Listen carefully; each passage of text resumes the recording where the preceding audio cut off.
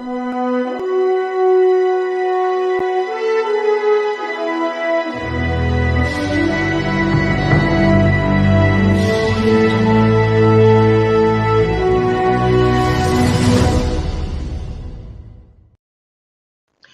good morning, everybody. Happy Thursday. Dr. Laurie Davis here, hosting the Today Show. And Thursday is our very, very special communities, such as our veterans, our Indigenous community, our whatever beautiful community you belong to. So today I'm really honored. I have some female veterans, and today we're going to talk about different things that can happen to women in a male-dominated environment. And I can so relate to that. When I started my career as a professional speaker, it was a male-dominated industry. And I challenge everybody, name a male professional speaker that has inspired you. And right away, people can think of lots of different people. But if I say, so, who's the most famous female motivational speaker who has inspired you? People struggle to come up with a name. So when I was traveling and on the stage, my counterparts were mostly men. So I can connect to what can happen in a different environment, but in a different industry. But that's what we're going to talk about today. Women in the military. It is my understanding that 6% of the population in our Canadian military are women. Only 6%. That's not very many. So that's what we're going to discuss today when the girls all get here. I just also want to share that next week I'll be traveling and I will not have internet access at all. I'm traveling 1,000 kilometers from my home to go way up north, not to Alaska, but might as well be. And I'll be out of commission for a week. So I'm just going up there to service some clients. We're going to do a retreat, and I'm really, really looking forward to it. But you'll all survive without me. I know. Oh, some people say no, they won't, but they will. You got along with, what's that old song? Got along without you before I met you, gonna get along without you now. All right. And just a little bit about the show. Remember, Monday is self-empowerment, self-care. Tuesday, finance, an amazing co-host, Dr. Ramin Modiri, and we talk about money. Wednesday, wellness. And oh, didn't we have a fabulous guest yesterday, Nancy Wright from Northern San Diego, California. And she talked about all the ways that we can be damaging our body. She's kind of like a food specialist and shared some things about grocery shopping and what sugar does to us and all that. It was terrific. And then Thursday, our very special communities, veterans, the Indigenous community, the disabled community, any community that you're in, we consider a special community. And then on Fridays, we do fun stuff. So tomorrow, I'm really excited. My guest is Georgina Lightning. And Georgina has been in the film industry for 32 years, living part-time in LA and part-time in Edmonton. And she was connected to Texas Walker Ranger or Texas Ranger Walker, however that goes, and other famous shows that we would recognize. So I can't wait to meet her and to talk to her. So we're going to take a little 30-second break because pretty soon these spots will be filled to the gunnels with advertising sponsors. So if you have a book, if you have a product, if you have a business, if you have an event going on or a cause and you'd like us to share it on the show, remember, we're on the air 5 days a week. Our listenership now or viewership is about 20,000 people per episode because of all the platforms we use, particularly your home TV, which was a huge connection for us. And that took us into America big time. So without any further talking, let's just show you where you could, because we always throw ads up 2, 3, 4 times throughout the show. So this could be you. So just imagine taking your business and putting it here. And for the first 4 months, we're just offering like a heck of a deal. And everyone in business could afford it. So here we go.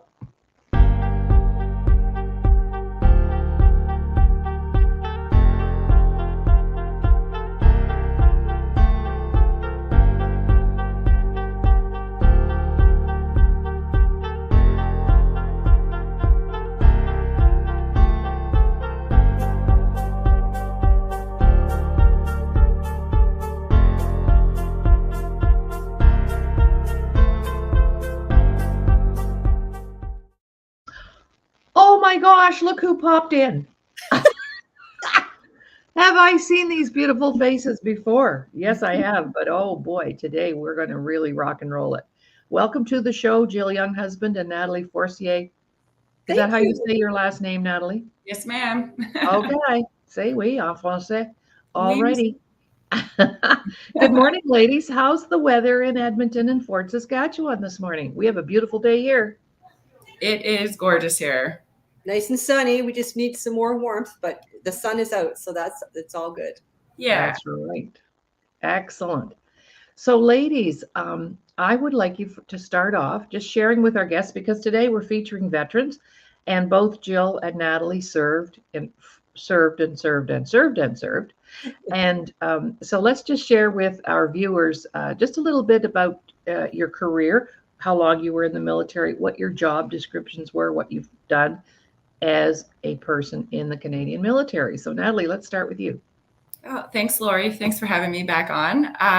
So my name's Natalie Forcier, originally from Northern Saskatchewan. I joined the military at 18 years old in 2002 and served for 14 years. I served out of Winnipeg and Trenton, Ontario, and deployed to Afghanistan in 2008 and 2010.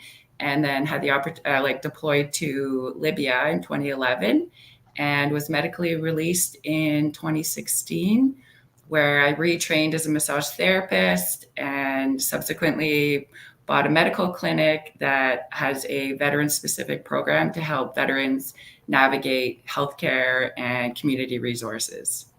Wow. And what did you do in the military? I was a medic. So, okay. Yeah. Wow. Yeah. Boy, that's a long way from home, right? Afghanistan. Yes, it is. Wow. Over to you, Jill, a little history of your career. Good morning, everyone. Yes, I'm Jill Younghusband. I joined the military at 17. I was still in high school. I started off in the reserves as a trucker with 28 Ottawa Service Battalion. So I was running around in the old deuce and a halves as a teenager in Petawawa. And then I transferred over into administration and worked in career management, transferred into the regular force. Worked in career management in Ottawa, did a stint with the United Nations with one service battalion out of Calgary to Namibia in 1989, where we were supporting the free and fair elections in Namibia at that time. And then from Ottawa, I went to Geilenkirchen, Germany, where I worked with the NATO AWACS, the Flying Air Traffic Control Station. I was there in the mid-90s, where we were monitoring the no-fly zone over Bosnia as our primary focus at that time. So working with an international crew. And then from Europe, I got posted here to Edmonton with the 1st Battalion, Princess Patricia's Canadian Light Infantry as an administrator. And I worked there for up until 2000, when I was also medically released from the military. From there, I retrained as a musician, as a singer. I took the Grant McEwen music program, the 2-year vocal program here in Edmonton. And from there, I worked at the University of Alberta in music. I also have a background in health and wellness because of my own experience with my health challenges. I've dabbled in a few different modalities, but became a certified health and wellness coach when I found so many benefits of lifestyle changes as I was over the years. Right.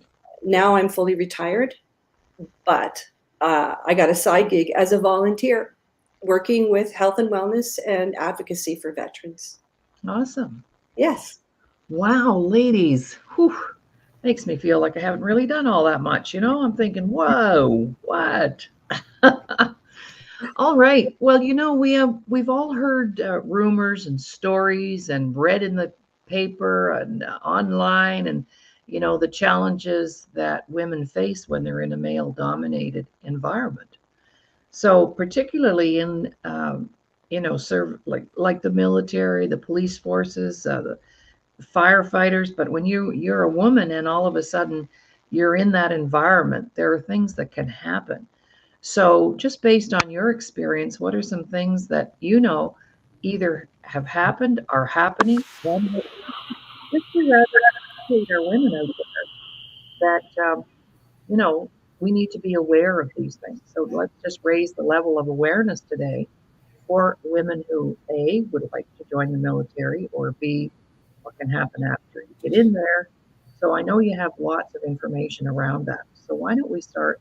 We can go back and forth. Maybe Natalie, you could share a few things, and then Jill could share a few things, and I'm just going to listen because I haven't been there, so I have no credibility today.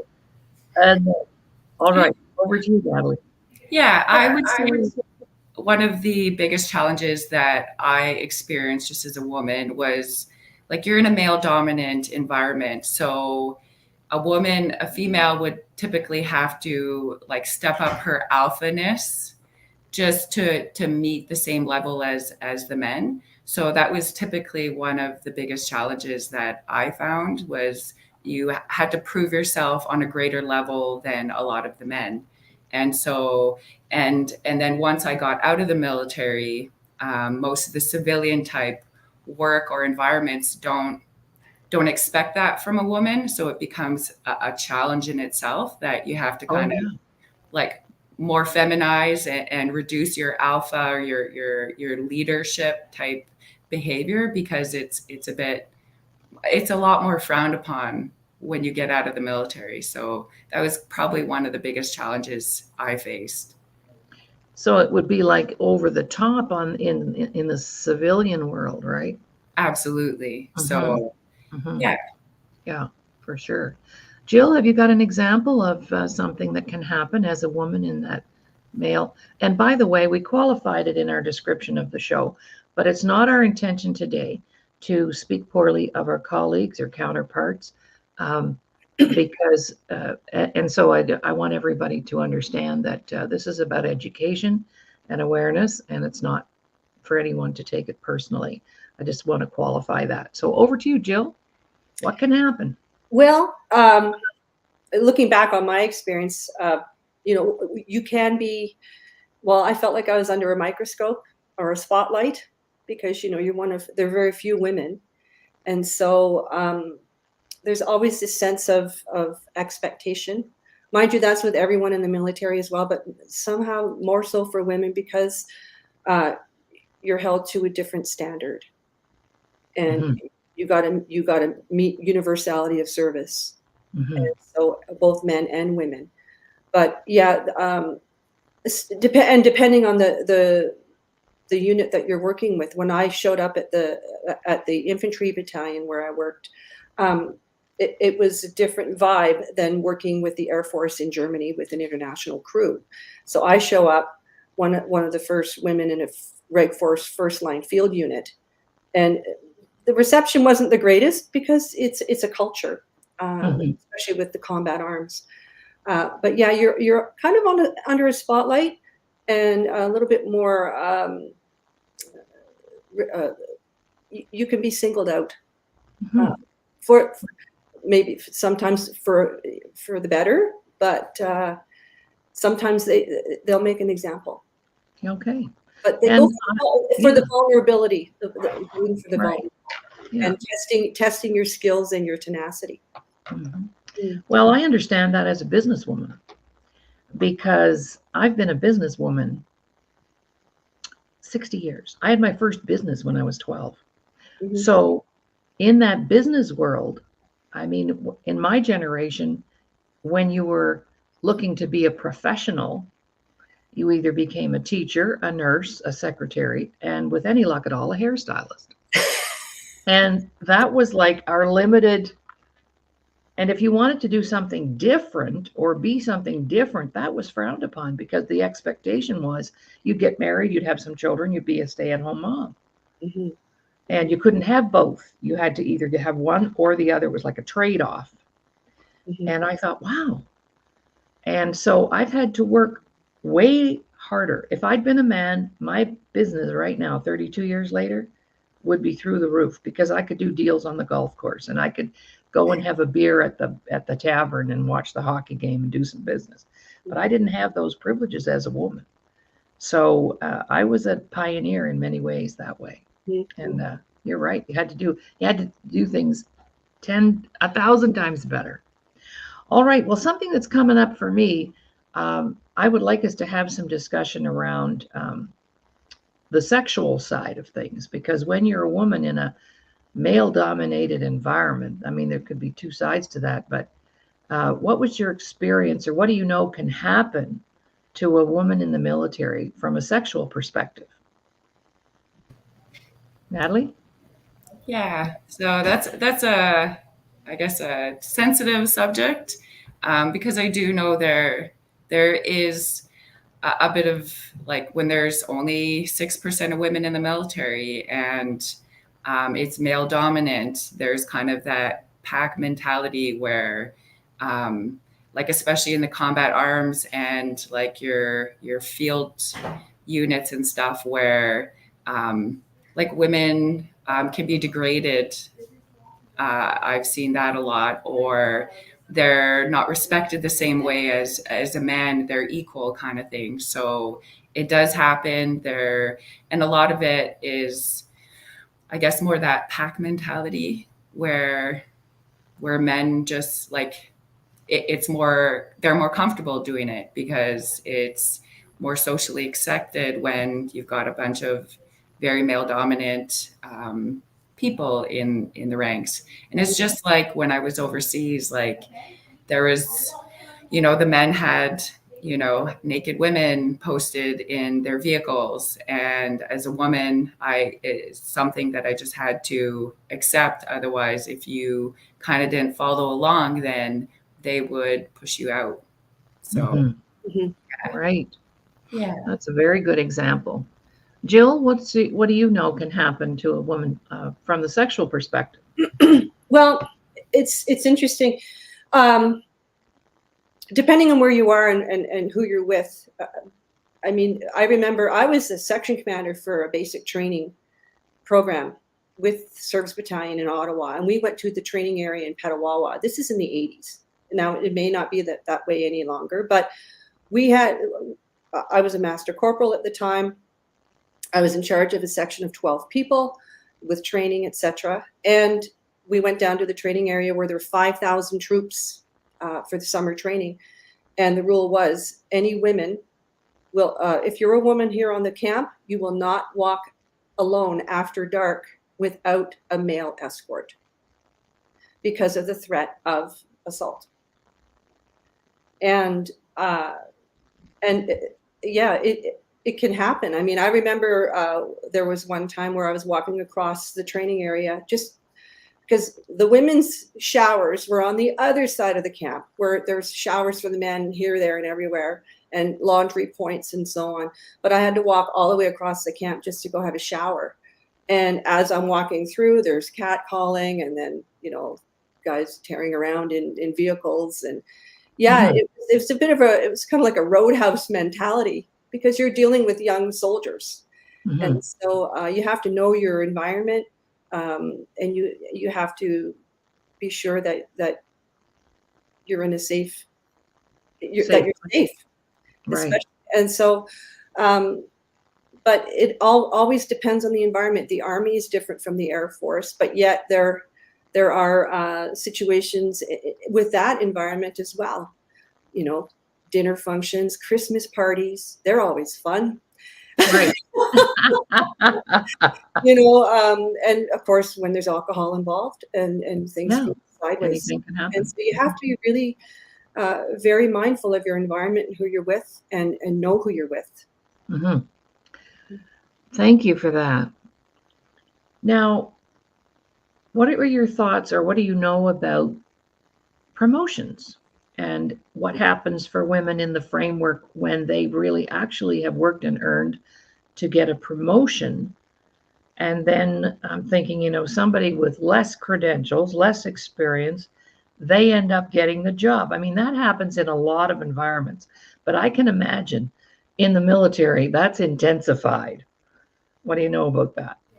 That's totally the situation, I would say. Like, I know some women who, earned their promotion, and then there was those in the background that, would talk negatively about her. Like, she had earned it without, like, earning it on her merit, but earned it because she was sleeping with someone or Right. kind of. So, and I personally knew that person who'd been promoted, and totally believe that they earned it on their own personal merit. But it's just that kind of competition, because like within like the clinic I worked with, everybody that was mass corporal, we were all ranked against each other.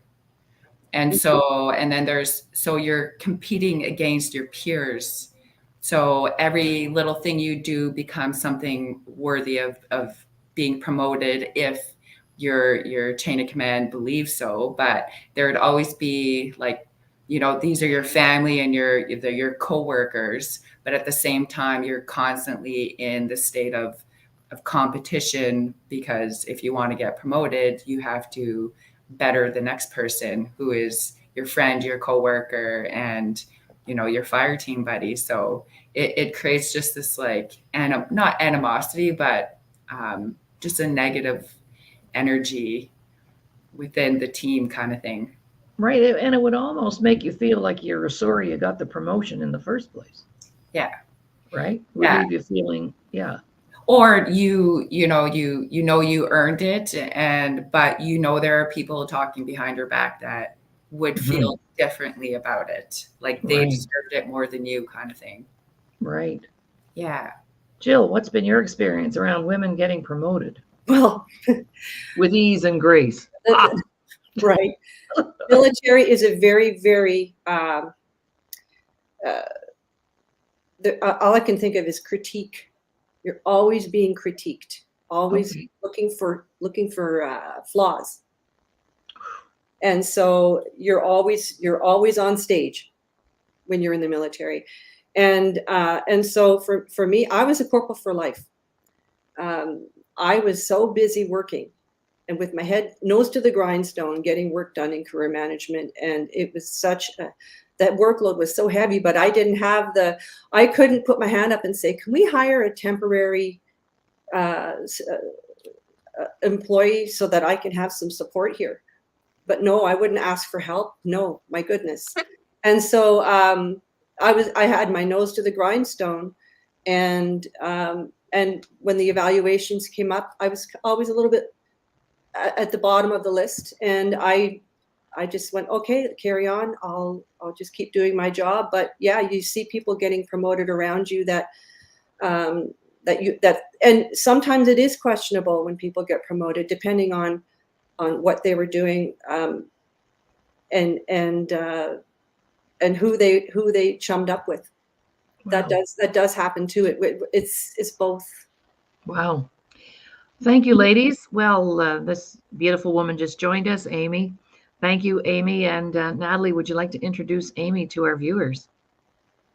Absolutely. Amy is a fellow veteran that is out of Ontario, and me and her tend to do the same thing with helping veterans navigate Veterans Affairs and the medical system. And she is an impressive woman that I look up to, and I've learned so much in such a short time. I just thought she would be one of the greatest women to have on this platform for this discussion.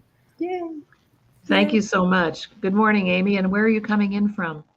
I'm coming in from London, Ontario. Thank you, Natalie. I think it's an honor as well to work with her. I think we just overlapped in a lot of different areas. So it's always a pleasure to see women, in a community that support each other and are supportive on the same mission, and that is to make the community as a whole better. So thank you for the invitation. Oh, you're welcome. We were just having a discussion, and maybe we'll go to you for your input. The first, maybe you just share a little bit with us about your role in the military, how long you were there, and what did you do while you were there? I joined in 1999 as a reservist in St. John's, Newfoundland with 56 Field Engineer Squadron. I did a component transfer in 2002 as a meteorologist. And then from there, I served in Bagville, Valcartier, Gagetown, Winnipeg, and then North Bay. I did overseas deployment. I set up the airport for NATO in Kabul, so a little bit of a different deployment than most. I wasn't posted with Canadians. So a lot of diverse background, and being an Anglophone from Newfoundland, posted into a Quebec unit in Bagville, and then 5 Route, which is, artillery unit. I think I was the first female posted for a meteorology perspective, but then being an Anglophone as well had its complications at times. Mm-hmm. Yes. I'm broadcasting to you from Alberta. That's where I reside now, but I'm from Nova Scotia and I spent most of my years there. So nice to see you and hear you. The girls were talking about, the ladies, not girls, the ladies were talking about I posed a couple of questions. So shall we take a few minutes and get Amy's perspective on this? I think it would be very valuable. So the first question was, what are some things that can happen to a woman in a male-dominated environment such as the military? So can you share a couple of things that can happen in that environment to a woman? I think because I joined at such a young age, I was 16 when I entered.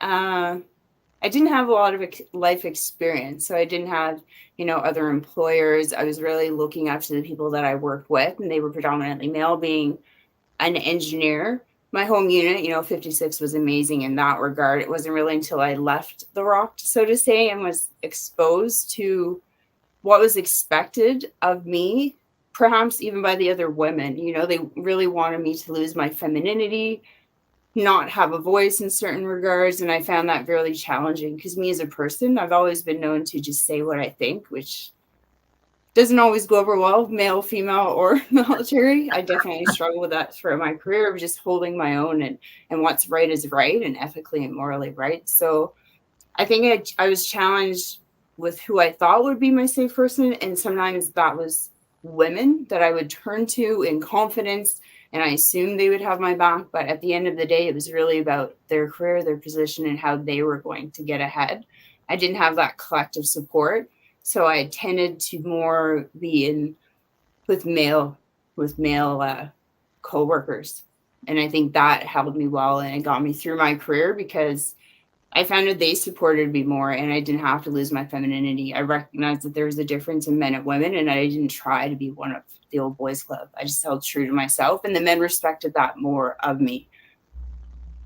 Cool. Well, there's a different perspective as well, which I love. Also, we discussed, the sexual side of things, what can happen to a woman in that environment from a sexual perspective. What would be your thoughts on that? Always a difficult topic. I had definitely suffered from the MST. I think a lot of people saw the news article that I did come to press when they leaked the private information of the other, I would say, applicants for the MST through EPIC for the lawsuit. So I was the first one that stood forth and said, I'm not sure why I received all the other emails and the names of the applicants. And I went to the press with it. And because it's such a vulnerable community, again, no one really stood with me. Nobody wants to speak of it. And that's male and women. My own personal experience is I was extremely young, didn't really know right from wrong. I didn't have any exposure in any aspect of my own sexuality. So being thrown into that environment was extremely eye-opening of what I should or shouldn't do. I had no awareness, zero. I look at my own children at that age and I'm like, wow, what exactly did you expose yourself to? For the most part, it was a good experience besides, the single incident that occurred. And I was so young that actually led me with such a force and a vengeance of predator prey didn't really affect me because I actually knew the predators long before I was seen as a prey and kind of flipped that narrative really, really quick. And I think I just exposed them at all times in a group setting or environments, which was probably held good for me. So I don't, support it for everybody, but I think my personality could do it where I just wasn't intimidated. I took a step back in that moment. Everybody in that moment knew it was wrong, but yet only one individual stood with me and said, "Are you okay?" You know, high ranking combat diver, engineer. I'm 17 years old. I wasn't even old enough to drink. So how does that work? Right. You know, Thank nobody you. stood by me. Nobody asked if I was okay. One person came to my side afterward. I still had to continue to work in that environment and do what was expected of me, and who was I going to report it to. They all knew about it. So where was I going to turn? You know, Right. so I just had to pick up the pieces and carry on. And I just said, like, I don't know how or why, but that's not going to happen again. And always had a guard up if Yes. alcohol was involved. Right. Thank you so much for that. We're just going to take a little break. And when we come back, I have a question for all of you. So, of course, I do, because that's my job here on the Today Show. Dr. Laurie Davis, if you're just watching and tuning in, of course, Thursday is our Special Communities Day. So we talk to our veterans, our Indigenous community, members of the disability community, and any community that you're in. If you'd like to come in on a Thursday and bring some friends, we'd love to talk to you, because we're always raising the levels of awareness. And that's what we're doing today with our special guests here to talk to us about being a woman in the military and what can happen and does happen. And we're not hiding back on the truth on that one. Also, too, if you want to advertise with us, if you have a book or a business or an event or something that you'd like to have featured on the Today Show, right now we're looking at snowflakes floating up in the air. But this is where we would do it: a half time, quarter time, quarter time. So here we go. We'll just take a little break, get our breath, and then bring our ladies back for our next topic.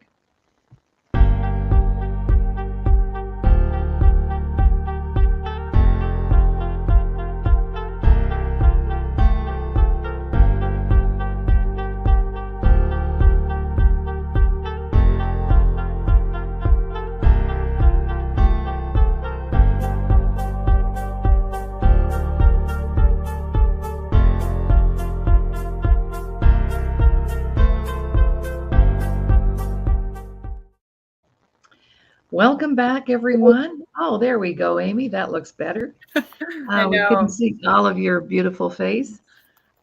So, welcome back, everybody. And today we're talking to some women who have retired from the military, moved on with their lives.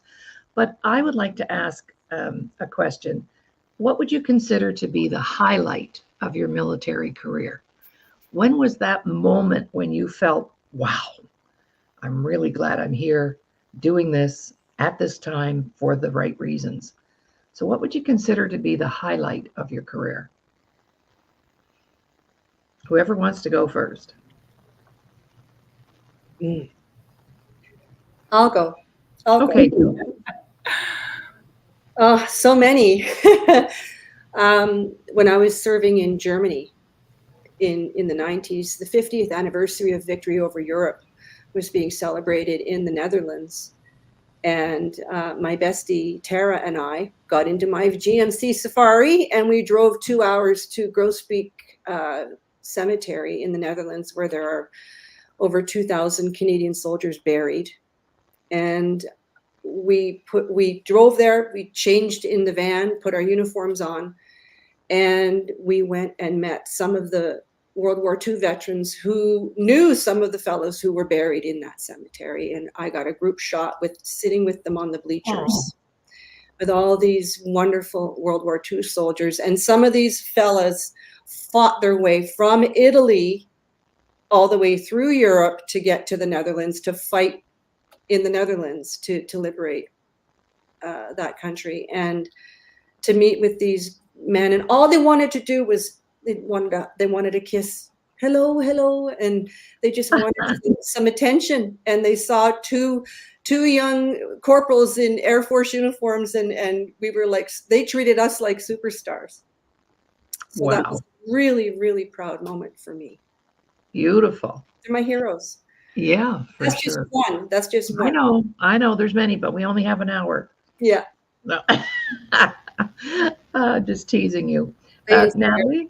I would say for me, like, there's many, same thing as Jill, but for me, my deployments overseas and the impact that we had as a Canadian contingent, being able to support the country. And like while I was living out of Kandahar City, we would bring like NGOs and we'd go to these communities and build schools or build water sources, and seeing those like tiny impacts that were probably, they felt small to us, but were like huge for these communities that didn't have water or ways of creating an income. So just that, those impacts, and being able to speak to the girls who, like I went into it was like a rehab for troubled youth. And there was two young ladies that I got to meet. One was 11, one was 13. One was in there for 2 years in detention because she was seen with a boy. And another one was at 13. She had been married, but hugely abused. So she left the marriage and found herself in this detention, youth detention, and being able to connect with this different world that you know makes you realize how lucky we are in Canada, kind of thing. So I would say my deployments had probably like were the highlight, although there's, you know, it's not all fun and games, but it was the part where I got to be part of this impact in a small or large way. Cool. Thank you. What about you, Amy? I'm sure there are many, but would you like to pick one and share it with us? I think it was probably 2004, perhaps. I think I was nominated and selected as top 5 on base. So I was posted in Gagetown. I was Air Force meteorologist, and you know that's unheard of. It's an Army base, but my boss and my supportive staff definitely went above and beyond and gave me the recognition that was deserved. So that was a good moment to see, when you rank top 5 on an actual base, that your hard work does pay off. And I think not just as a woman, is that I got to the top just by working hard. Like there is no other things that you can accumulate that or, break it down to it other than my hard work was recognized. And I had a good team behind me that recognized that, because then it was kind of like, who is she? Why is there an Air Force woman for one on an Army base coming in the top 5? Because Right. it's a hard spot to get. So Right. that was a good moment. And I Oh, think wow. working for NATO and seeing all the other countries and the level of respect that I had as a woman with my country and my peers was heartwarming, appreciative. I was proud to be a Canadian woman at that point. I wasn't silenced. I was respected. I've had some countries that said I should be barefoot and pregnant in the kitchen while you're here. So, that was when I went home, I had a different insight, because I don't think I saw a difference in a man and a woman work-wise. Right. We were just equals. We just went to work and did the same job. So when Right. you're surrounded with how the different in societies, culturally, religion, you break it all down like that, I'm happy to be a Canadian woman for the Canadian Forces. Absolutely. Thank you for that perspective. Yes, we often take things for granted. Hey. So it's 2024. All right. And of course, we can trace women back into the military, right back to World War II and, Korea, Vietnam, the whole nine, all the wars. But would you agree or disagree that there are still those barriers and boundaries that exist within the frame of the organization as it relates to advancement, sexuality, pay scale? We didn't even talk about that yet. Do men get paid the same as women in the military based on your rank? Shall we talk a little bit about that, the status and how much longer? I mean, are things better now than they were in 1965 or 1945? What are your thoughts around that? I worked with some women in NDHQ who joined the military in the 1950s. And at one time, once they got married, they had to release from the military. They couldn't be serving. And then years later, they rejoined once they changed the rules. Okay. So, you would think, oh my goodness. And at one time, yeah. And it's interesting. I've often looked back on my own experience. Could I have had a family and served in the military at that capacity and have both? And I couldn't. So the having a family was something that didn't happen for me because of the scope of the job and the stresses of that that culture. But it was something that I was so familiar with because I was raised in the military, and so for me, I just carried on and joined and did my work. But it was a struggle, and I did not want to be one of the first women in a first line field unit, to be honest, because I worked with the Army when I was younger, and I went, oh, I'm in my 30s now, I think, and then to be placed in that environment, it was very stressful. I didn't want it. And so if you want to be a woman in the military and join a combat arms unit, go for it. If you meet the physical requirements and meet the criteria, the fair criteria for that trade or for that job, I'm all for it. But to be cherry picked because of your sex or or orientation, no, I think it has to be built on credibility. But also, I have a different view now with life experience as to whether or not women should be in combat field units. How that structure is, because it can be distracting and it can affect the troops.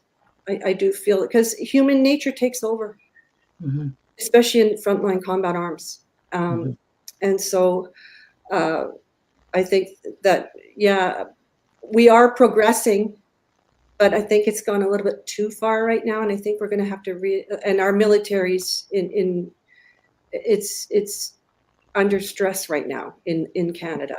The recruiting is down, morale is low, and so I think we need to regroup and focus on can this person do the job, and the environment, and how we can make it work without and maintaining the integrity of the military, because it can get mixed up with the different situations. It's hard. I'm sorry. I'm doing my best to put it into perspective. I'm having a challenge with my words today because I'm a little bit stressed about this. That's okay. No, that's all right.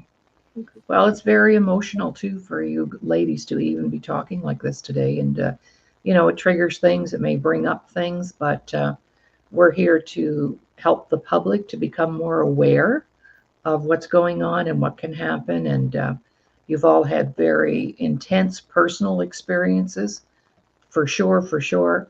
And I told Jill earlier, I said, now, Jill, this is not a healing circle. This is a show now. And we can do the healing circles later because we're really good at that. Yes. Over to you, Amy. Your thoughts around, have things changed? Have you seen progress? What are your thoughts on that? Yeah, I've definitely seen the progress. I think, my exposure to military sexual trauma versus those in the 80s or 90s, we've made progress. Have we eliminated? No, absolutely not. Let's not talk about the white elephant in the room. It's there, it's present. Was my experience as traumatic as those? We should never do that, compare traumas. But looking back, it's one of those, my career did suffer because I had 3 children. 2 were 18 months apart. When I told my boss I was pregnant again, he looked at me and said, well, what about your career? I lost out on promotion. I stayed as Master Corporal, even though I was ranked number 1 in the Master Corporals for my trade. I didn't get promoted as Sergeant. My boss elected not to do a PER for me because he said he didn't have enough time to evaluate me, even though in the short months that I was back, I did a winter carnival. I did every check in the box that I knew I had to do. My perspective changed once I had a kid, 100%. Initially, it was service before self. I had a kid. I came back. I did the expectations. I think I came back early from mat leave at 11 months in order to get my 6A because I didn't want my career to fall behind, but I couldn't keep up. There was no balance. I couldn't. My family would suffer. And that's what led to my military release. As I said, I will not deploy. Not that I can't deploy. Therefore, I didn't meet the universality of a soldier and was released for that reason. You know, no one asked me if I could. I just said I won't. So a psychiatrist at the OSI said, then you are no longer eligible to participate in the Canadian Armed Forces, you know? So ultimately that led to it. So if you break it down, was I fit? Absolutely, I was fit for my trade. 100%. You wouldn't have got a better person to do the trade, but I had to pick my family. And I was not going to be overseas sending pictures to my children. Like, that would just break my heart. And kudos to the woman that did it, because I was so young at the time. I didn't understand it. I couldn't relate to it. And you are strong if you were able to do that. 100%, because that isn't something I had the capacity to do. So I think we're getting there. We're making changes, but it really doesn't matter until you feel safe in an environment. What difference does it make? You know, they're talking about, can I wear nail polish? Can I wear a skirt? I didn't care about any of those things. That was never on my mind of I wanted to look like a woman. I just wanted to show up to work. I don't want to stand out. I didn't want any of these extra things that now they're saying that, oh, you're a woman, you can do all these things. I didn't care about that. I cared about being safe. It didn't matter.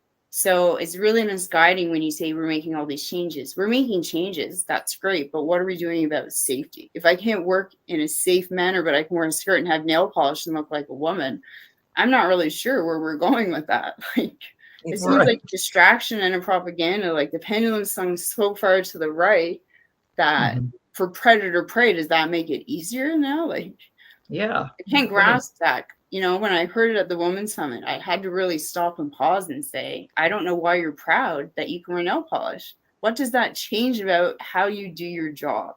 It doesn't. I taught to be a great person, not stand out and just do my job. And that's male or woman. So now that we're trying to have identities and break it down, that doesn't make a soldier any better. No. It doesn't matter on the front line if I can do any of those things. All I care about is if you're going to keep me safe, if you're going to have my back, and if you can do your job. So where's the emphasis on that of picking quality people that don't care about the rest of it? Because culturally, religion, like, none of that mattered to me when I served. I don't even know where half of my friends are from. I never asked it. It didn't matter to me. They were my peers, and that's all I cared about, is if I trusted them and if I felt safe. So progress is made, but you know, I guess it's a short-term game for a long-term game. I'm not really sure what the angle of some of this is, you know, the changes that we're making.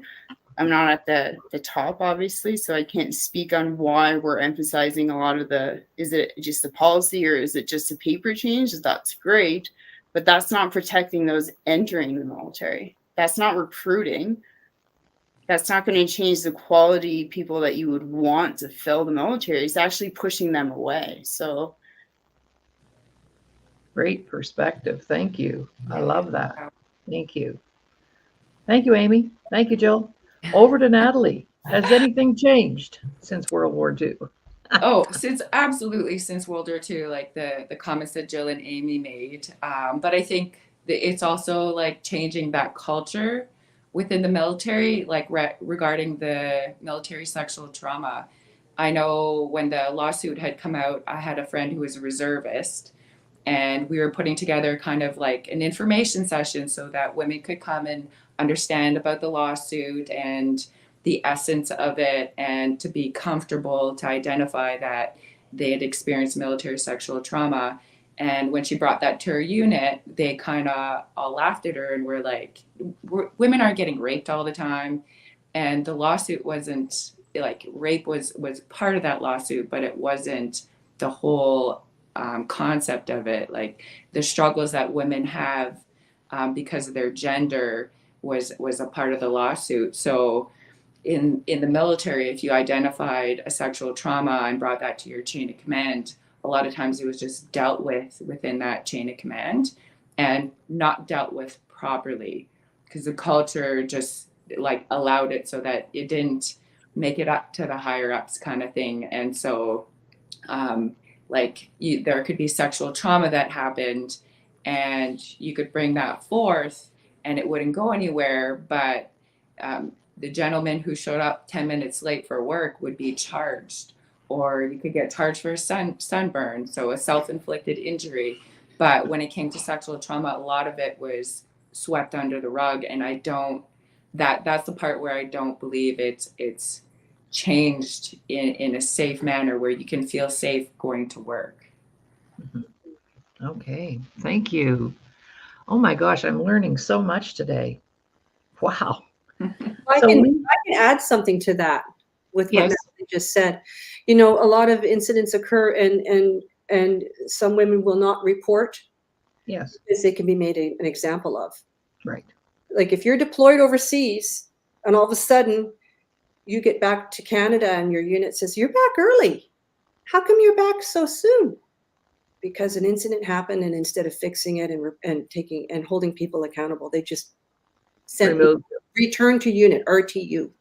Okay. So many women put up with unacceptable behavior to maintain the status quo and to be able to continue to do their job to the best of their ability. Cool. That's not cool, but thank you. It's cool that you shared that, is what I meant.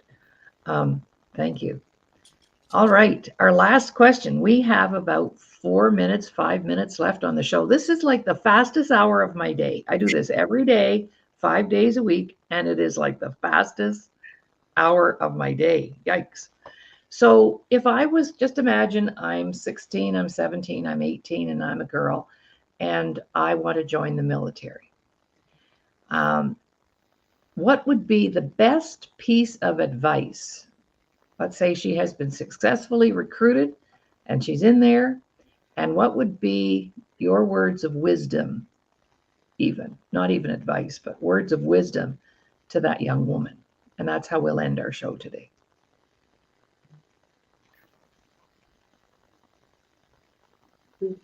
Take a minute and think about it. I think that's a tough one. I think you have to ask if we would recommend any woman to join the forces at that age. Well, so also I have to ration with that of would I, or even that aspect, Amy, even that if somebody said, what I'm thinking about it, what are your thoughts around that? Either or is fine.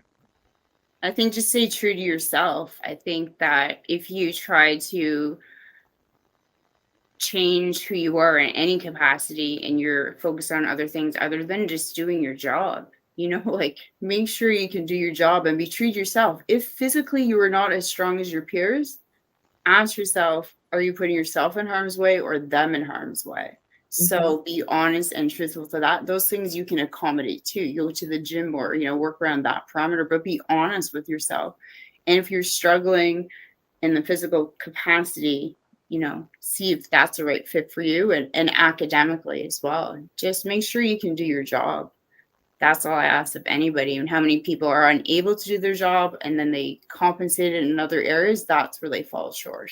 And that will probably get them ahead in some ways. And other ways it will, turn around and they're ending up being a leader without the skill capacity to do so, which is risky for all troops. Wow. Thank you. Jill, what would be your words of wisdom? Well, I would ask the person, what are your intentions? Do you have a career plan? Do you want to go in as a private, or do you want to go through education? Because there's education programs, because I know about that. But do you have a career plan? I didn't. I wish I had. I just wanted a paycheck, and it was a familiar environment, and I loved the camaraderie of the people I worked with. I mean, I had some great experiences, and I got to travel the world. And yet I got posted from Europe to Edmonton, and then I said, okay, what do I want to do when I grow up? And I was in my mid-30s, and I was not well, and I didn't know what I was going to do. And I'd already had 17 years of seeing the world, working with real world operations, international crews, et cetera, and all of a sudden, bloop, I had no idea what I was going to do. And so have a plan. Professional development. Do you want to have a family? If you want to have a family as a woman in the military, you got to plan it. And you need support. You need support as a woman in the military if you want to have kids. And most of the time, it's a service couple because we end up marrying soldiers. So be prepared to have double deployments. And then you've got kids. So there's so many things to consider. And so, yeah, it's a very important, so yeah, have a plan. What are your intentions? Where do you see yourself in 20 years? Good advice. Natalie, what would you say? I was just like reminiscing or like looking at how what things I would have told my 17, 18-year-old self. But I didn't have a plan. I didn't really know what I was getting into, but what it gave me was like strength, resiliency, and it like I grew up in such a small town that the worldliness of what I was experiencing was not something I expected. So I think what Amy had said was about staying true to yourself and believing in yourself, but not allowing people to dictate how to be, or there's that trueness of yourself, like your gut, listening to your gut, standing up for yourself. And I think that would probably be my biggest word of advice. But I didn't have a plan, but I grew, I think, exponentially being in the military from learned experience. I had amazing leaders. I had really awful leaders that were great examples of what I didn't want to be. So being fluid in some aspects, but ultimately being true to yourself and in understanding your capabilities and where you need to grow or where it would be detrimental to you or your life. Wow. Beautiful. Ladies, I'm so grateful for your time. And I know we're all busy, so thank you from the bottom of my heart for that. Right now, we're streaming live on my Facebook page, Laurie Davis. So you can go in there and view the show. We're also streaming live on YouTube. I have 2 channels on YouTube, so we're streaming live there. We're also in collaboration with Your Home TV, which takes our show to the United States. We have many, many platforms. Probably about 20,000 people will see this show. And if I don't tell people that on the front end, because then they say, oh, I can't come on. But I really appreciate all of your input and your information. And so we'll be back tomorrow, same time, same station, with the beautiful Georgina Lightning, Indigenous filmmaker for the past 32 years, has done some tremendous work. And we're going to be talking with her tomorrow. So tune in. And the only thing we ask is for you to share the show. And you'll also be receiving a little gift from the Disability Channel, an electronic gift sent out to you. So if you get an email from Kathy Bell, and if you've been on the show before, you probably already received your gift. So some people are so fascinating. I want to have them back and have them back and have them back. That's just all there is. And Jill and I actually, on Monday, she did a great job. On Monday's show, Jill interviewed me for a little switcheroo. And no pressure. No pressure.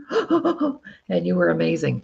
So yes, thank you for being here, and we'll say goodbye to everyone and end the show. And Natalie, you hang in there for a few minutes after. And Amy, thank you for coming in today on short notice. We really appreciate it.